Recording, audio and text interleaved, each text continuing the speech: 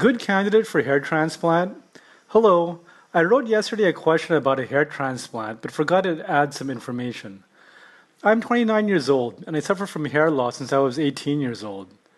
I'm using finasteride for about 10 years now, and I have androgenetic hair loss. I am on this hair status now since a couple of years. I'm thinking about getting an FUT hair transplant. Am I a good candidate for follicular unit transplantation? And is my donor area okay?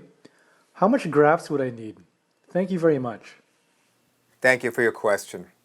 You state in your question you're 29 years old, you've submitted multiple photos of multiple angles of your scalp, and that you have been losing hair since you were 18, and you've been in finasteride for 10 years. And now you're exploring the option of having a transplant, in particular FUE or FUT, but essentially you're asking, are you a candidate for hair transplant? Well, I can certainly assist you with this question. I'm a board-certified cosmetic surgeon and a fellowship-trained oculofacial plastic and reconstructive surgeon. I've been performing hair transplant and hair loss treatment for over 20 years in practice in Manhattan and Long Island. I'm also the founder of TrichoStem Hair Regeneration Centers. We developed a technology and a method to non-surgically improve the appearance of people who have thinning hair by using a technique called hair regeneration. So I will give you first my assessment of your photos and what I would do for someone like yourself if you were to come to my office. Now you certainly have been vigilant by doing appropriate medical therapy by taking finasteride. Although there's controversy about the long-term sexual side effects of finasteride, I can tell you as a clinician I have not experienced any patients who had this experience from my own practice. And so I still write for finasteride, and I think that as long as you are fine, you've been taking it.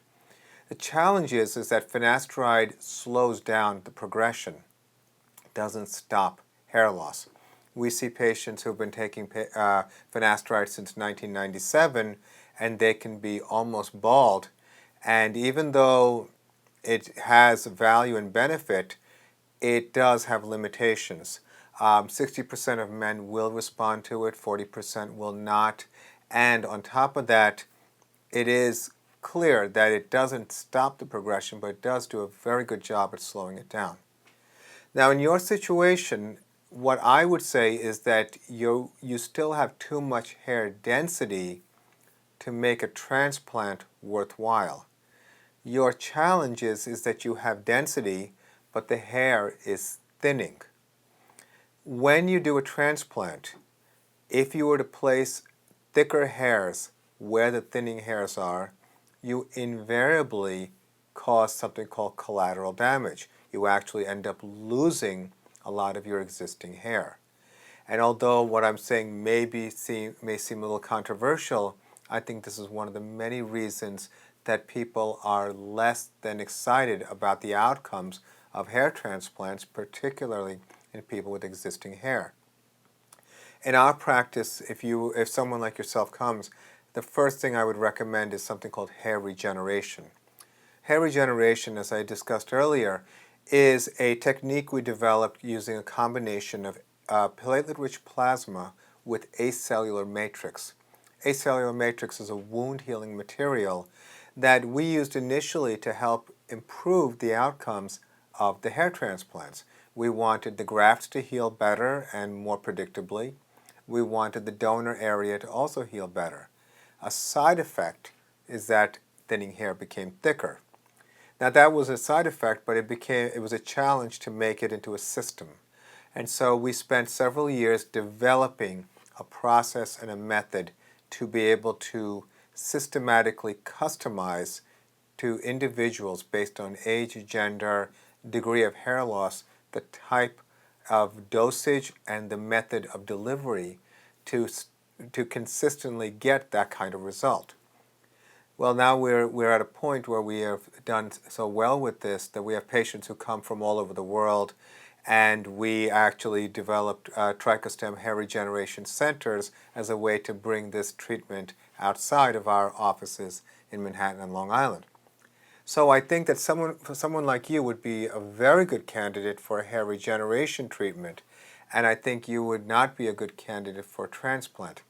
It's very important to understand that the limitations of a transplant is not just the issue with your density, but it's the number of hairs you have to transplant. So you want to actually not just get a transplant for the sake of getting one. We have had patients who were into their 30s who had gotten 4 transplants that they started in their 20s. And by the time they reached their late 30s, they had lost a lot of their own existing hair, and all they had were transplants, and they didn't look like they had much hair.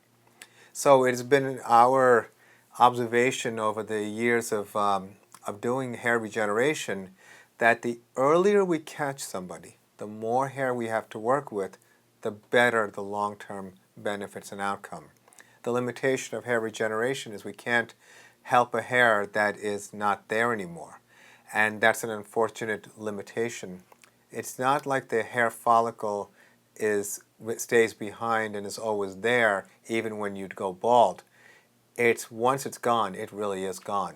So we have been treating patients as young as 18 years old, and like I said, with thousands of patients at this point, or hundreds we treat annually, we really have a lot of experience, and we've been able to show consistency. We follow our patients every 3 months for 18 months, and then if we do a second injection, we'll follow people again for another 18 months. So we have excellent follow-up, and then we follow people yearly.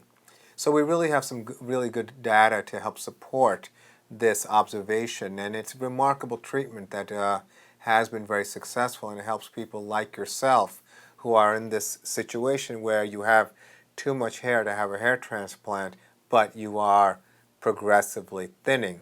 So I think there's an opportunity here for you to learn more about this option. So I hope that was helpful. I wish you the best of luck. Thank you for your question.